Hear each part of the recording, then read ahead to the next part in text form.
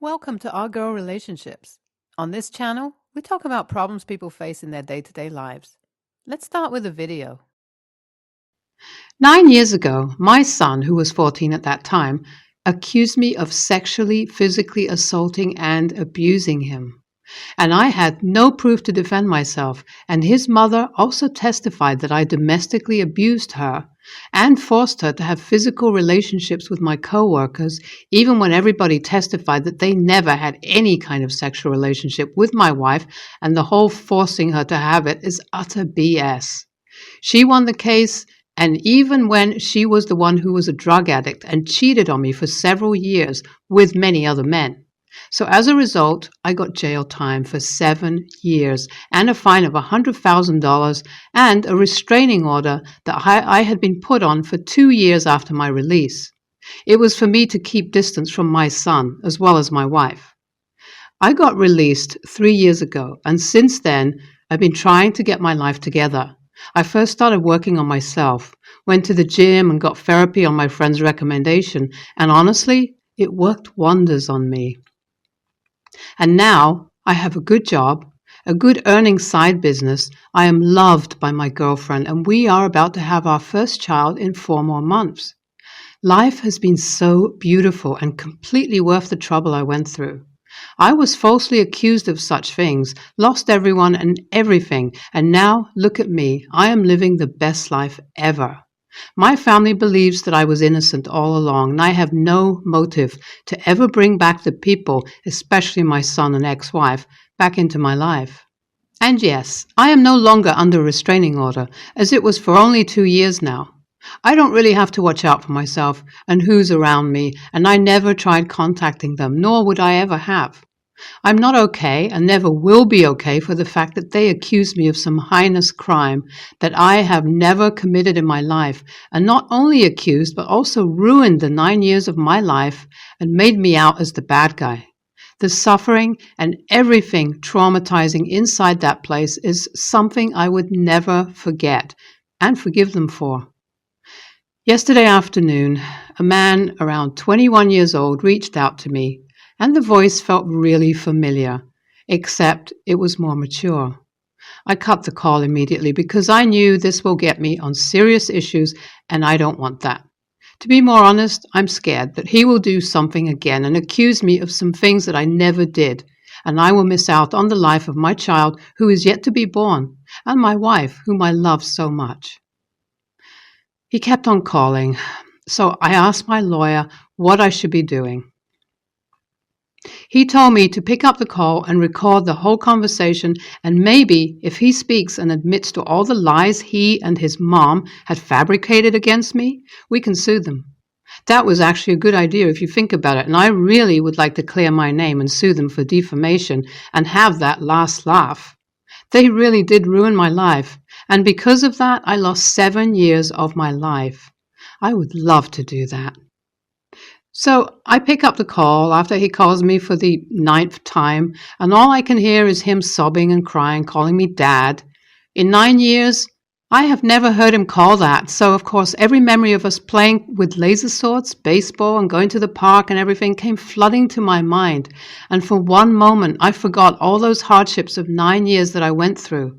But this wasn't the time to be weak, thinking about the good times. No matter how much I hold on to those memories, it doesn't change the fact that they made me a criminal and had me bear all the humiliation that I got. And they did all of these for what? Honestly, I myself don't know why my son would actually do all that to me.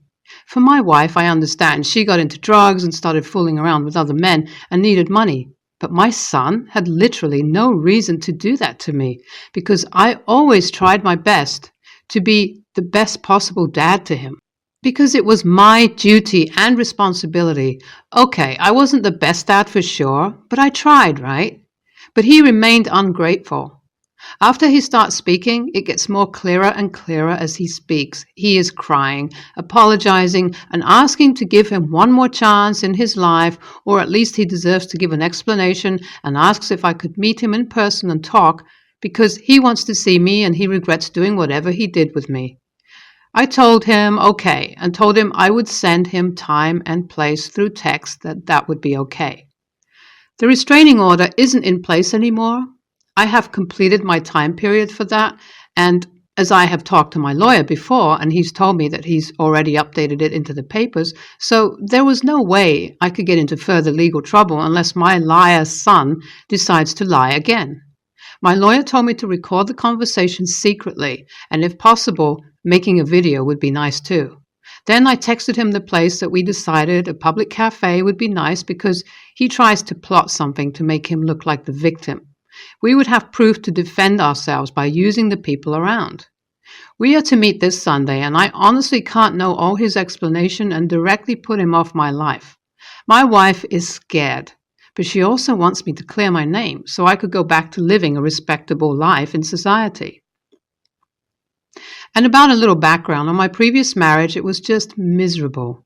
I was adjusting every day, bearing with her cheating, just because I didn't want my child to be from divorced parents, dealing with her crazy drug antics and her stealing and crap. So in total, it was miserable, like really miserable from all directions. Right now, when I'm typing this, it's Sunday evening. And we met today in the morning, and as pretty much the day is done and gone, we too have concluded a lot of things. So my previous wife had died 5 years ago from a drug overdose. And since then, my son has been living in very tight conditions. So if you see the pattern, you can tell that he just saw me doing well and thought to himself that I would help him out financially, so he decided to step in at the right time. Okay, it was all just to fulfill his own selfish desires and be the left-put person who is nice but desires nothing but drama and being the victim. When he had time for explaining himself, he told how I was the best father and how he gave into his mom's false planning and traps and had decided his mother because he was a guy and his mother had taught and rehearsed the whole thing in the court, and if he did say that, the mother baited they would start being more financially stable and live a better life than they did. So it completely made sense why the son had lied about the whole thing. The more I thought about it, the more I realized how he really had nothing to say in all these, but it was my wife who manipulated everything and made evidence against me. I told him to get back home and just let him do what he was supposed to and told him that I forgave him. And when he walked away, he talked about reconnecting. I said a firm no, because he isn't that trustworthy till now. I told him to get back home and let him do what he was supposed to and told him I forgave him, and when he talked about reconnecting, I said a firm no, because he isn't that trustworthy till now. My lawyer and I have enough evidence to clear my name back, and we have a recording of my son saying if he goes to the police station and says everything, would I take him back into my life? It was all completely complicated, and when I told my wife about everything that happened, she was scared if I would go back to the point of being an idiot and trusting my son again, which I ain't doing anymore. So I don't know if this will be significant to many, but we actually took the defamation trial to the court against my son, and through all the proofs we have won the defamation trial, and we are also going to get him the deserving punishment for lying under oath to the jury and putting heinous claims against me, and I don't care. I don't miss him. I want him to get what he deserves for ruining my life. His age doesn't matter. You all assumed he was 21, but in reality is actually 23, so it's a good time for him to lose 2-3 years of his life and realize how it felt. And he has $50,000 to pay in fine, and he has tried being in contact, but guess what? I would be keeping my distance. I just don't care. He could have taken a stand for me a little sooner and saved my life. He had the power, but he didn't, and made the free will decision to ruin my life. So here he goes, getting what he deserves. And we have our daughter with us now. She was born 2 days ago. She is completely healthy and fine. She's a brunette with blue eyes, so she would be breaking hearts when grown up. So we're all happy in every way. I don't know about the law, but wasn't the son like 15 when he testified and lied, when he said all that to accuse OP? No, I am happy, but he was just a child, so yeah, maybe he should have let it go and got over the fact and Started being distant, the distant one, and for all? I see no wrong here. He got what he deserved, and in the USA prisons, if you go in for woman and child abuse cases, life inside prison isn't easy. OP coming out of the prison is a flex itself. Don't let them get closer to you and protect you and your family. If he keeps on trying to get a restraining order against him, it will be better that way. I hope you do better in your life from now on. Sue them, King. Okay, so I'm a 17-year-old male. I'm not a fan of my stepmom. I understand she's an adult and I show her the respect that I need to. Other than that, I've tried to avoid her for the last 5 years. I try to maintain as minimum of a relationship with her as I can. My dad has talked to me about this and I refuse to change. She's a lovely woman and I respect her, but I have a mom, and even though she's dead, she's still my mom. She tries really hard to get me to do stuff with her, like go to sports games or go to the movies with her. I respectfully decline and mind my own business. I usually skip out on group family activities and just hang out in my room and read. This drives my dad nuts, since I'm the only one of 3 kids not participating. I always tell him I'm not bothering anyone by chilling in my room and reading or watching Netflix. I don't like participating because I don't want to play happy family with people I'm not close to. Also, it's painful doing a family activity without my mom. My dad tries to say that my step-siblings are dealing with the same feelings, but they honestly aren't. They have a mom and a dad. Yesterday, my stepmom offered to take me out for dinner and I declined. She completely broke down crying. I was shocked, and she explained how hard she's trying to be a mother to me and that all I do is push her away. I responded by letting her know that I don't want that and that I already had a mother. She said that she really cares about me and I just treat her like crap. We argued for a while. My dad walked in on us and told me to get out of the house until he told me I could come back. Keep in mind we rarely fight, so my dad took it very seriously. When I got back, he took away the door to my room, my Xbox, which I paid for with my own wages, and my laptop, I also paid for, which I need for school.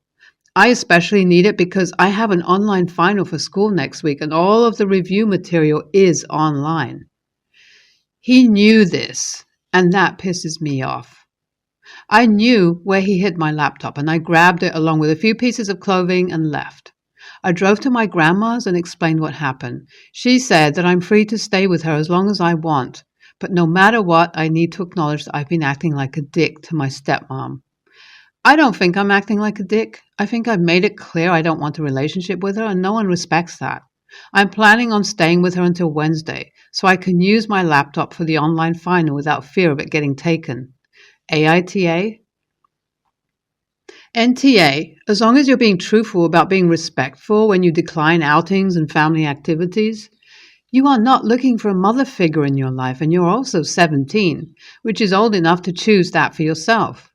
You're also not impeding or interrupting their family activities. With that said, you're almost 18. Your dad and stepmom are not obligated to house you or provide for you in any way after that, so keep that in mind when making decisions. Is the possibility of losing that support worth it to you? Avoiding spending time with your father, stepmother, and stepsibs when they are all decent people because you don't want a new family, you want your mother 5+ years after she died, suggests that you are still stuck in a bad place in your grieving and probably need grief counseling. If that is so, NaH, but if your father doesn't get you into therapy, he will be TA. Quick background. I've been in a 4-bedroom house for a while now, but my roommates just signed a lease. There's 3 of us in a 4-bedroom. The 4th bedroom is our living room. When I listed the place on the roommate search Facebook group, I listed it as a 3-bedroom and made it clear that it's a living room, not a 4th bedroom. My roommate John, signed lease at the same time as Harry, room is locked. He isn't here for the summer, but is paying rent. He's using it as storage. My other roommate, Harry, moved in 3 weeks ago. He's been good so far. He has a girlfriend that will come over every 3rd day during the first week. And, OFC, I didn't care at all. Starting a week after we moved in, she started spending most nights of the week here. Harry is pretty responsible and clean, but she is not. It's annoying, but I just brush it off. What happened recently prompted me to write this post. Last week, she moved the desk. She has a hybrid job. From Harry's room. He only does homework at the uni library. I assume it's so that she can focus on her work when he is watching TV in his room. Last Thursday, while I was watching TV in the living room, she asked me to leave because she had work to do. This really annoyed me, as it's our living room. But I didn't want to argue, so I left and she locked the door. Since then, she has taken over the living room and not allowed anyone in during the day. What bugs me the most is that while it's a 4-bedroom place, I didn't advertise it as a 4-bedroom while I looked for roommates because it's the only living space in the house. My room and the kitchen are very small, and I wasn't going to give that up. Also, she isn't on the lease. WIBTA if I told her that she could pay rent if she's going to take over a room?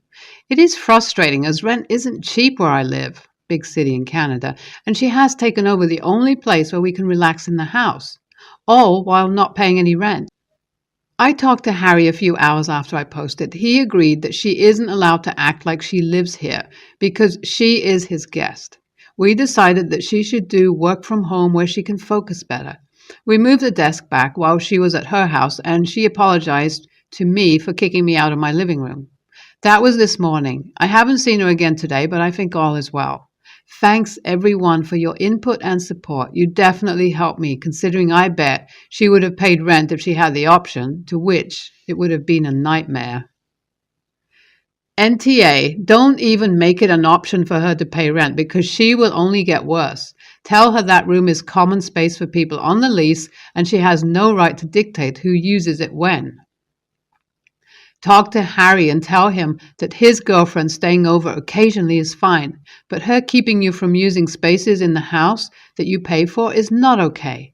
Check your lease for rules about guests, people staying there not on the lease. Most standard leases have boilerplate about that. NTA, but do it quick and stand firm in your convictions about it. That slow to take over is super manipulative, and the fact that she's entitled enough that she's comfortable telling you to leave a room in a house that you pay for is very telling. She's going to cause trouble the minute you deny her access to what she wants. I wouldn't even ask her to pay rent.